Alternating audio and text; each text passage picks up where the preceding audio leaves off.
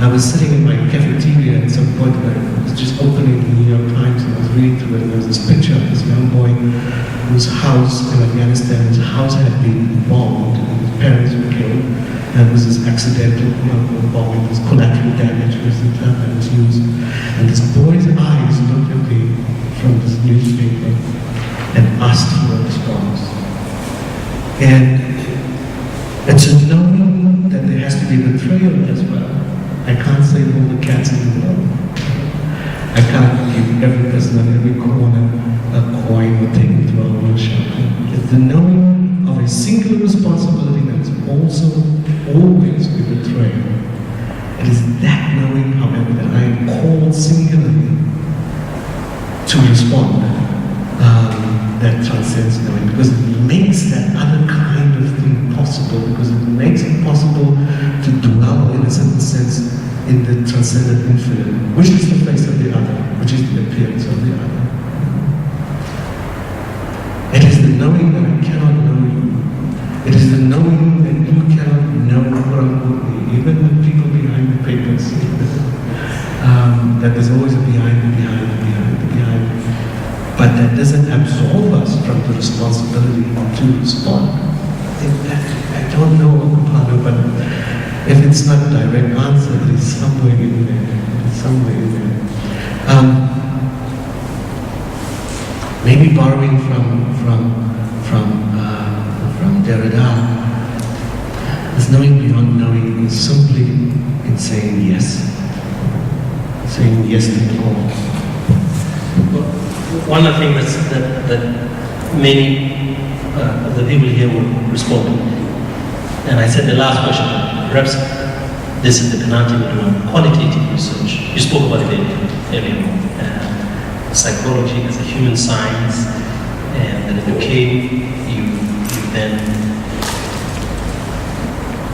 teach in qualitative methods only. Could you tell us a little bit more about this? What is special? What do you think it became special about qualitative research? And this comes in one sentence. I must say, for me, it's a kind of inchoate disenchantment with discursive analysis. Some qualitative work, and I don't know whether it's the quality of the qualitative research, and I don't know, perhaps because of the things we've been saying to us, which provoke all kinds of things in my head. And so sometimes one needs to know the distribution, the patterns, the magnitude of whatever it is, this phenomenon, quote, as you say. So what is the special relationship that you have, that your department has with qualitative work, and that you think psychology should have its qualitative research? I think first of all, if there's anything that take away from the notion of qualitative and interpretative research, is that there is no singular thing that is qualitative research. And as a matter of fact, if we set up a critique of natural psychology or natural science psychology, positivistic psychology, or logical positivism, then I should say at the same time that there are some qualitative research that can be as oppressive and repressive by those standards that we must evaluate. So you have qualitative research, for example, that looks for themes and that does the conversation analysis, and in a certain sense is very similar to any other empirical kind of research. But we also do a phenomenology. Our department is known for existential phenomenology in the vein of Heidegger, from Husserl, Heidegger, Merleau-Ponty. We also have hermeneutic research, interpretative research. And again, there's no one hermeneutics, but from very different places, hermeneutic research. Cultural psychology, via Clifford Geertz, for example, from the cultural, what was the old psychological anthropology, that's interpretative research. And so a lot of our students do our ethnographies. We also do water ethnographies. I've supervised a whole number of water ethnographies. The whole discursive research. And again, there's no one discourse analysis. People tend to throw out the notion of discourse analysis as if there is one such animal. I immediately can think of 4 or 5 variants There's the Potter variant, there's the Potter and Weatherall variant, there's the Parker variant, there's the Foucauldian variant, you know, and there are all very substantial differences between them. But if there's anything that might bind them together thematically, it is this notion that human life is complex, that human life asks for, human being asks for a descriptive psychology, asks for a complexity, aims for complexity as opposed to reductionism. But there's, and many of the partners we do all of them in a certain sense. Most of the disciplines that I supervise are ethnographies or water ethnographies or hermeneutic and interpretative, as I call them, dissertations. Last question for you. But let me ask you directly. In a moment of irony, Leswin and Kat Stevens in an introduction on one of the special issues from the Apartheid Archive project,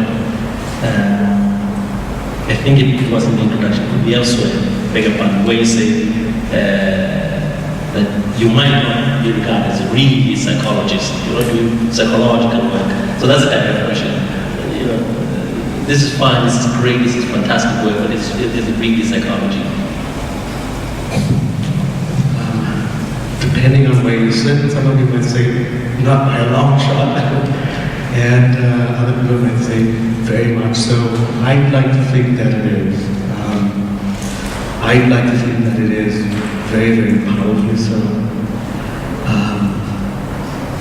Both in terms of scholarly academic work, theory, research, and as a clinician, I'd like to think that thinking these questions or wrestling with this notion of the call to response and responsibility, how can you not, in a room someone else is suffering, you know? How can you not dwell with that beyond the rote technique of empathy, you know? How can you not? And those are the questions, for example, that I wrestle with.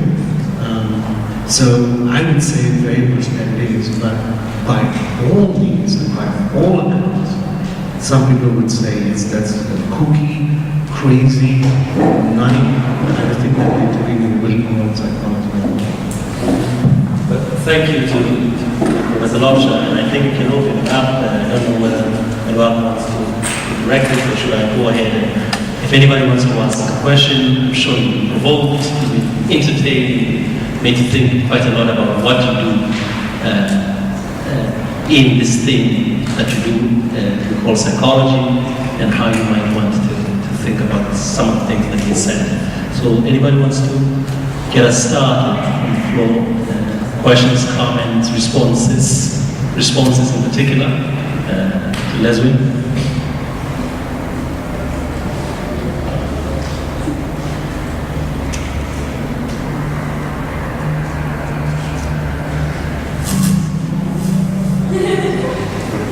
You could ask a question about music.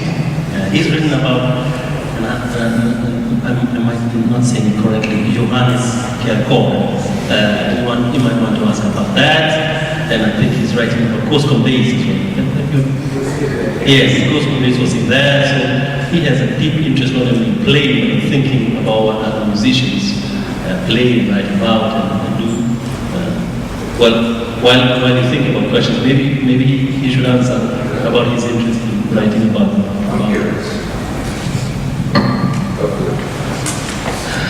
That was an oldish paper, but how did I get to it?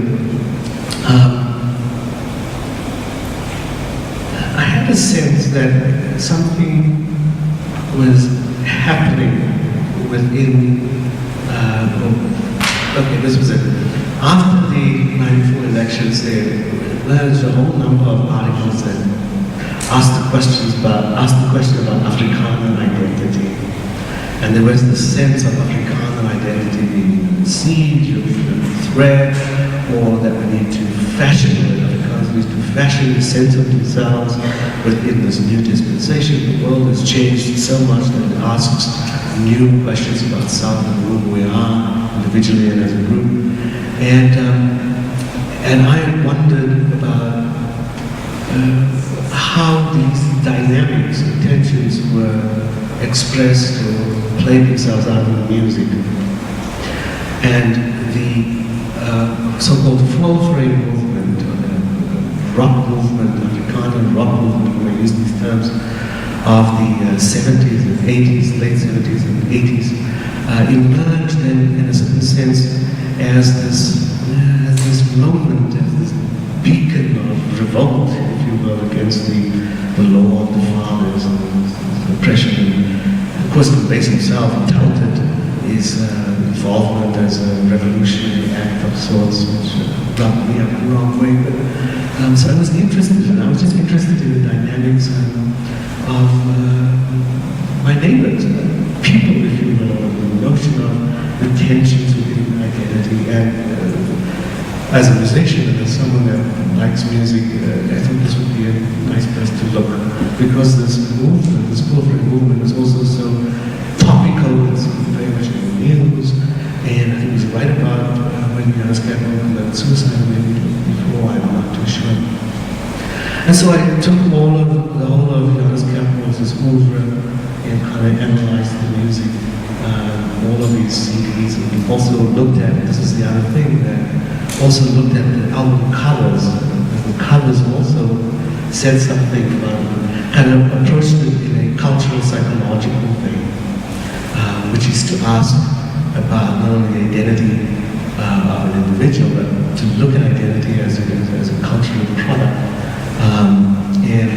So yes, I listened to all of the CDs, looked at all of the covers, and kind of tried to make sense of some of the tensions that were faced in a cultural psychological way. In a parallel way, I was a psychologist. It speaks to the same thing. I was a psychologist in Nepal at the time, and I started to see suicides in Nepal amongst so-called colored people, young men to the ages of 25 and 40. And suicide was not something that occurred within this community before. And suddenly it was there. And there were things about this that weren't common. These were men that were all involved in the apartheid struggle. These were men that were all professionals, doctors and lawyers, and police captains and the like, medical doctors.